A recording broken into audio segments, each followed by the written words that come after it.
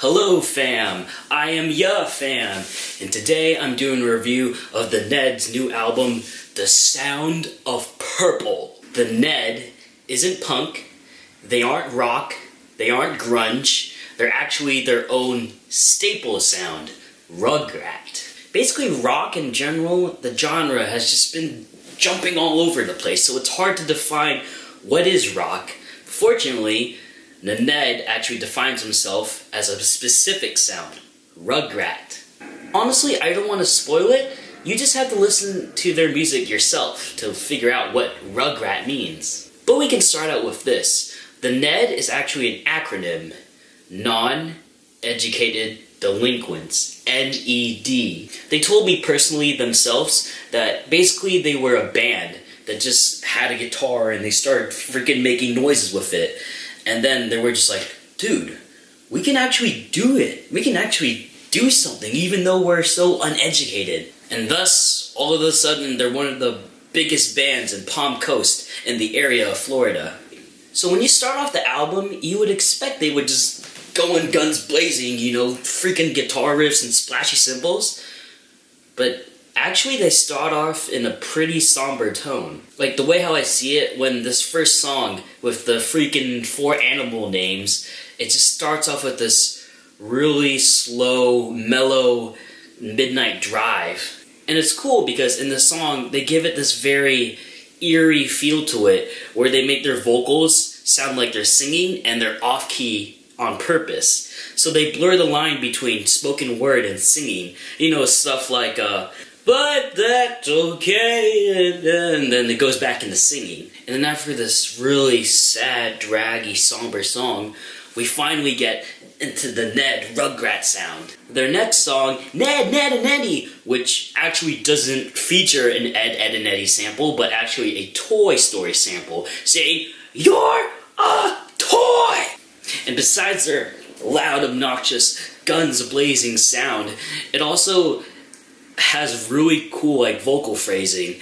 Like, they would have, like, the rhyme scheme at a very odd place in the sentence. And they would have, like, they would speak words that just doesn't make sense. And it just feels like they're not even saying sentences. They're just making noises with their mouth.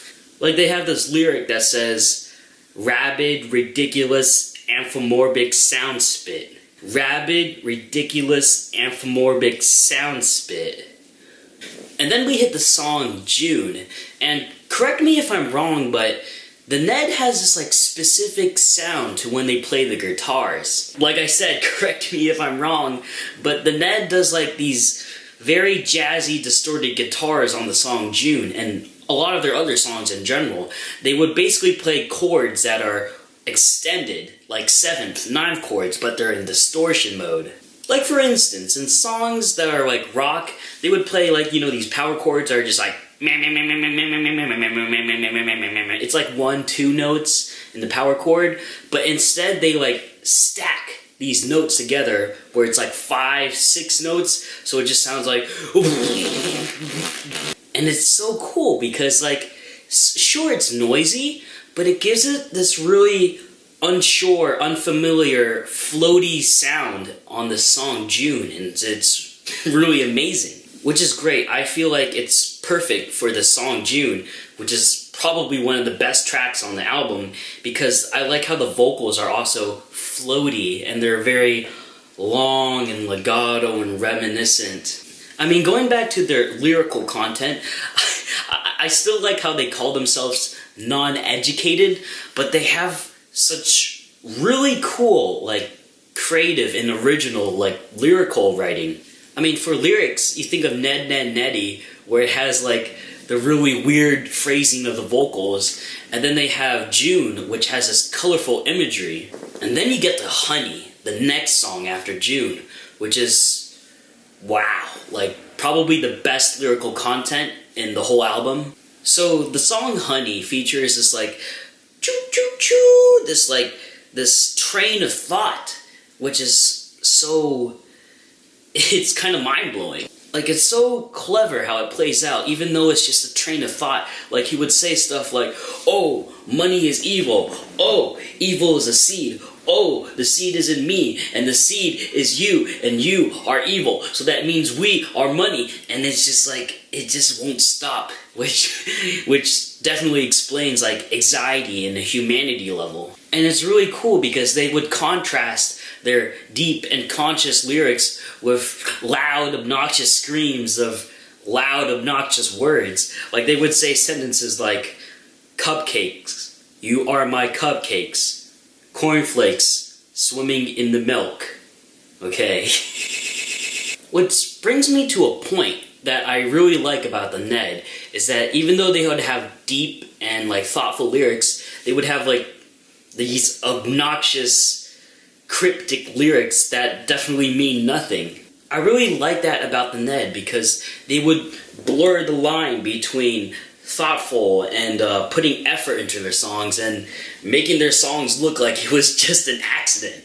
Like, who knows, maybe their song Honey, which I thought had the best lyrics, was probably written in like 1 minute. Maybe it was just Trace, their band member, just writing down his thoughts, and basically that was it. He didn't proofread anything. He didn't freaking go back and rewrite anything. It was just an accident. But, you know, we'll never know. I mean, unless if I ask them myself. And besides those songs, I just like how the whole album in context just shapes itself. Like, it goes from loud to somber to thoughtful to just obnoxious. There's even a point where we get closer to the end of the album and it just like gets slower and slower and just, I'm so sad, dude. Like, the transition and the tempo from Alps to Pure Intoxication to the really jazzy Outside song, it just gets slower and drowsier and actually quieter. And then after that Outside song, whoa, jeez, what the heck was that? Suddenly, we get back to their staple Rugrats sound with the song Ned is Dead.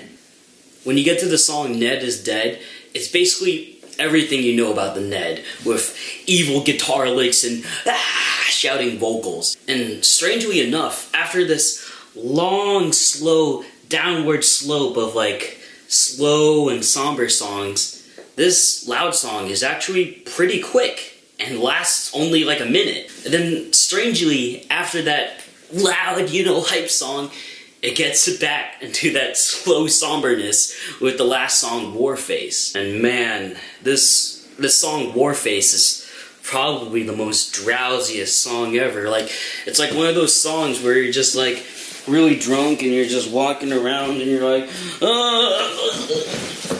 on and on and on and on I go. It's so terrifying because you expect from a band that's called the Ned, who are just loud and obnoxious and goofy, that you end up actually getting an album that's like 50% loud and 50% introspective and reflective on who they are. But the thing is, this is their 5th album that they've made, so you would expect they would also mature in their sound, in their composition, and even their attitude. Like, bro, if you know what edginess is, you should listen to The Sound of Purple by the Ned. Because it just begins on a somber tone, and it ends on a somber tone, which is... It still has, like, its Rugrats sound, but the tone changes. Like, it goes from loud to, like, existential loud. Like, oh my gosh, should I be loud in the first place? Like, is that a problem in society? Which is amazing, because I feel like the song Ned is Dead is like a really fitting song in just the right place in the album, because it's almost like the Ned are just saying goodbye to their like really obnoxious loud selves, and they have to move on, which is pretty depressing because the Ned has been around for a long time. So yeah, which is really amazing. Like, if you are like a hardcore Ned fan, this album might be pretty heartbreaking. So yes, please, listen to The Sound of Purple by the Ned. So goodbye, fam. I'm ya fam, and I'll see you next time.